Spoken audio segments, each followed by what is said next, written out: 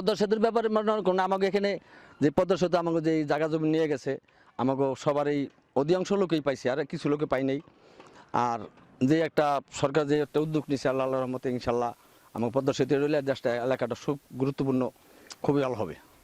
আর এই দেশে এলাকায় যে যারা এই এলাকায় যারা পাইছে সবাই সচেতন আছে ইনশাল্লাহ। এই পদ্মা সেতুর জন্য সবাই একমত। আর এই পদ্মা সেতু যদি হয়ে যায় ইনশাল্লাহ তাহলে আল্লাহর রহমতে আমাকে এলাকাটা ডেভেলপ অনেক উন্নত হবে।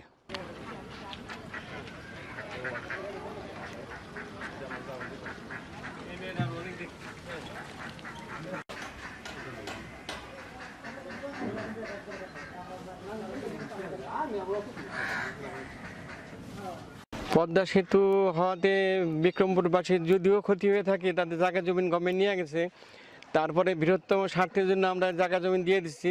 তো গভর্নমেন্ট আমাদের যে জায়গা দিচ্ছে তাতে আমরা খুশি।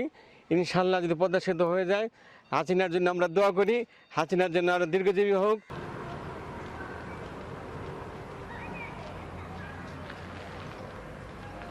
আমার নাম রানা, এই কুমারবুক পুনর্বাসনের বাসিন্দা।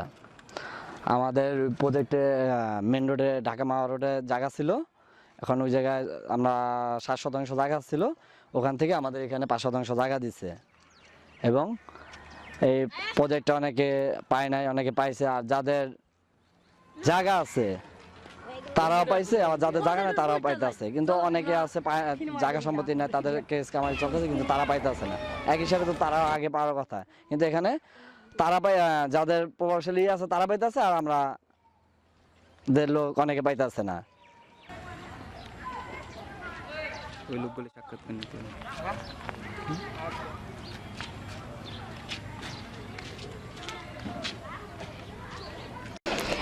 এখানে সুযোগ সুবিধা যেমন বাচ্চাদের খেলার মাঠ নাই, বিয়ে শাদির জন্য কমিটি সেন্টার নাই, তারপর হলো এখানে বাইরের মানুষ আসে আইসা মাতবরি করে।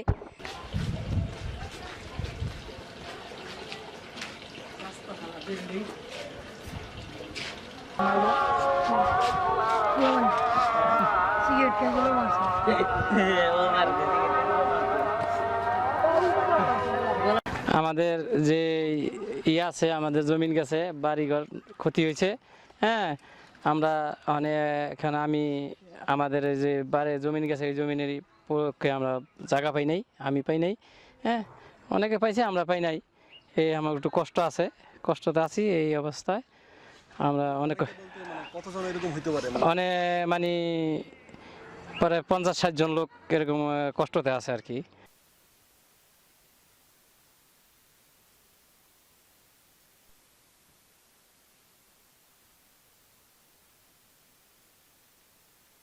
ওখানে বাড়ি ছিল, পদ্মা সেতু পুরোপুরি ওই জায়গায় জায়গা রয়েছে, তার জন্য আমাকে এই জায়গায় এইখানে জায়গাটা দিছে পুনর্বাসন কেন্দ্র।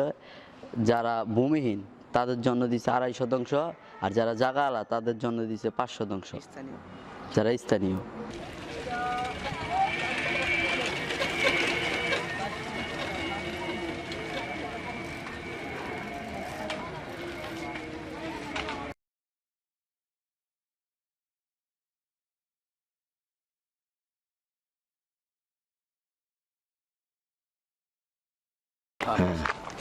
এই যে পিছনে যে দেখতেছেন পূর্ব দিকে, এটা হলো আমাদের স্কুল, প্রাইমারি স্কুল, প্রজেক্টের প্রাইমারি স্কুল। এটা এখন আমরা মানে সবাই পূর্ণ হই নাই, প্রজেক্টে কিছু বাকি আছে প্লট।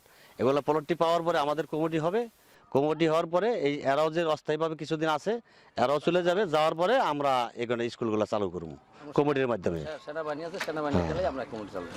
সেনাবাহিনীরা গেলে আমাদের কমিটি হয়ে যাবে, কমিটি হয়ে গেলে আমরা স্কুল চালু করবো।